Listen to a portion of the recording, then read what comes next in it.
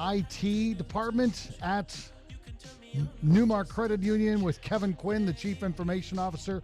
We'll introduce you to Kevin here in just a couple of moments. I do want to remind you that whatever a fantastic future looks like for you, NuMark Credit Union can help you get there faster. Grow your savings with their CD IRA rate special at 2.22 APY for 13 months. How about that? Positive numbers, big numbers. Open your CD IRA today. Call 815-729-3211 or visit NuMark office near you. NuMark Credit Union is federally insured by the NCUA. Kevin Quinn, Chief Information Officer, joins us on WJL Radio. Hey, Kev. Hey, Scott, how you doing? I'm fine. Thank you very much for joining us today. We appreciate it. Before we talk about IT and some of the cool stuff, I mentioned briefly our friends at the Northern Illinois Food Bank. It's a huge, huge undertaking that they do each and every day to feed people around the Chicagoland and Will County area. And one of their biggest supporters is our friends at NuMark Credit Union. So if you want more information, I know there's some information on the website at newmarkcu.org, or you can just go to the Northern Illinois Food Bank's website and you can volunteer over there, because I know you guys do some volunteering throughout the course of the year and do some events to raise some money for them. So it's all one big happy family. Everybody pitching in, right, Cav?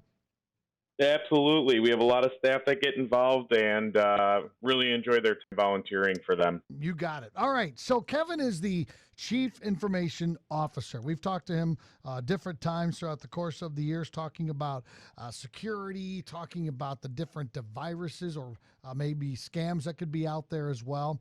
But we thought we'd look in a little bit as we start here, Kevin, about how you got into IT as a career. What motivated you to go down this road? I think a lot of it started with breaking the family computer as much as I possibly could growing up. And that kind of led me on the path of necessarily having to try to fix it before, somebody from the family found out, namely my dad. So I became pretty resourceful, with the family computer, and that led me on to taking some classes in high school. And I think for anybody that wants to get into IT as a career, that's probably the way to go, is to find some classes along the way that can help you out. And it's a pretty vast ecosystem with, a lot of different ways that you can go. And there's usually a lot of choices in classes and different programs that you could look at to kind of see what you like and to see what you want to focus on. I know JJC, St. Francis, and Lewis all have, for higher education, they all have programs for anybody wanting to become an IT professional. And then even some of the the larger universities out there have their programs. It's a vast, wide array of different ways that you could break in. So there's a lot of ways to get started. Even if you don't want to leave the house, there's online certifications, online courses. One of them that we use here, a company Pluralsight, CBT Nuggets, IT Pro TV. There's a lot of ways to get into it. And I think the key is just finding what really speaks to you, and then kind of pushing on that path. I wasn't so much into the software engineering side. I took some classes, and then I took an advanced class, and I got a little bit beat up in it and decided that maybe my future was not in software engineering. Well, you mentioned a lot of different, opportunities. What kind of jobs are out there? I mean, the list is long, so we can't go through all of them, but just, kind of cover a few of them, jobs that are out there for IT professionals. Yeah, I'd say some of the biggest ones right now. I mean, the one that kind of piqued my interest the most was cybersecurity analyst, cybersecurity professional. That's one it's very necessary right now, obviously, with all of the security threats and, internal, external state actors and everything going on in the security world. Cybersecurity is a huge field to get into. Data science is a big one as well. These companies that have the, I don't know what to call it, but like exciting but scary ways that they, are able to advertise to you, where you're like, how did you know that that's something I wanted?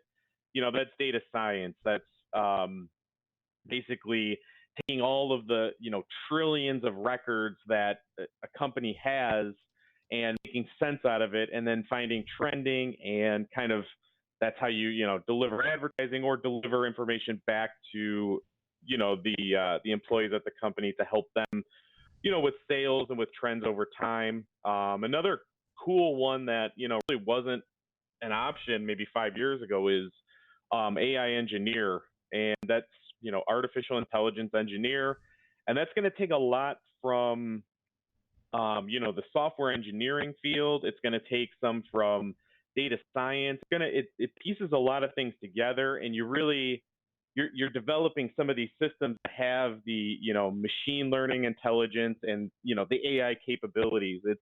It's pretty advanced, but it's kind of an exciting place to go, and it's also another very, very in demand position for an IT professional. Yeah, no doubt.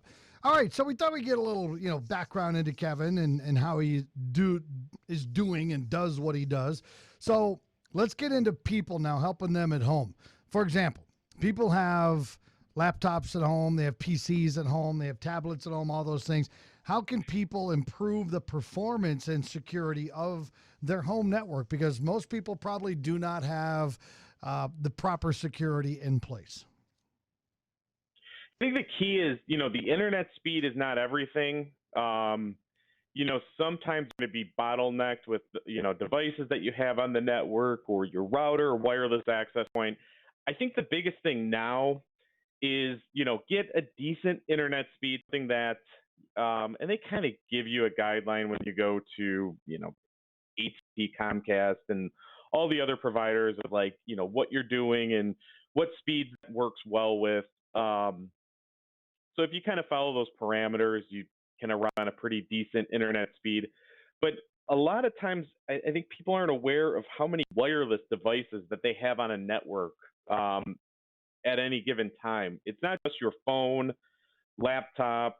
Nowadays, it's TVs, it's light switches, it's, I've got my home sprinkler system on my wireless network. There's a lot of devices on wireless networks. And while some of these wireless technologies are rated for pretty high speeds, you tend to have a bottleneck when you have a lot of different devices contending for that speed. So a pretty simple way to increase the the throughput on the network, or basically the pipe on what that wireless is able to handle, is just deploy some more devices. And it can be as simple as find the match for your wireless router, buy another one, set it up the same exact way. If you use the same network name and the same password, and they are on the same network backbone, meaning one could be wired on the east side of your house, one of them could be wired on the west side of your house. If you've got that same network name and that same password, they'll hand off to each other. So if you go from one side of your house to the other, you will hand off your connection to the other, and relatively seamlessly if there's some overlap. Another thing for security is a service like OpenDNS. I don't know that many have ever heard of it, but it's something I think everybody should be using. Basically, it's a product that's owned by Cisco, but it's taking every URL or every call out to the internet that you make, whether you're going to Facebook, Twitter, or just a random site that you found off Google, and it's scanning them against this pretty powerful Cisco Talos engine, Right. and that has up to the millisecond information on security threats. So every call that you make out to the internet is scanned against the Cisco Talos backend, and this is offered for free, in lighter weight consumption models. So you could have this on your home network and have a reasonable amount of security. Just for any device that's connecting to the network, it's going to be running it through Right. those OpenDNS engines. Right. We're talking to and the other thing is just put antivirus on all of your Yes. laptops, desktops, and everything else, and that's the way to go. And it's not super expensive either, is it? No. The prices have come down quite a bit. Yep. All right. We're talking to Kevin Quinn, Chief Information Officer with NuMark Credit Union. Coming up in just about 10 minutes, we're going to give away a $25 Visa gift card, compliments of NuMark. How do you win? Well, keep listening, because we're going to give you a question that's taken from something Kevin tells us, and then you could be a winner of a $25 gift card. Okay, when buying a PC or a laptop, give me two things that are the most important thing to look out for. I'm guessing somebody's got the best commercials, right? Yeah, the commercial is really what drives it. If got a good actor, I mean, if they've got A-list, I would go for that one. But from a technical perspective, I would say the two biggest things are, RAM slash memory, whatever you want to call it, and that's what usually comes in the 4 gig, 8 gig, 16 gig. I always recommend going for a lot more RAM than even the best models out there have. I would say 16 gigs of RAM is going to serve the best. And essentially, what that does is everything that you're using on the computer is going to be, everything that you're actively using is going to be in RAM at that time.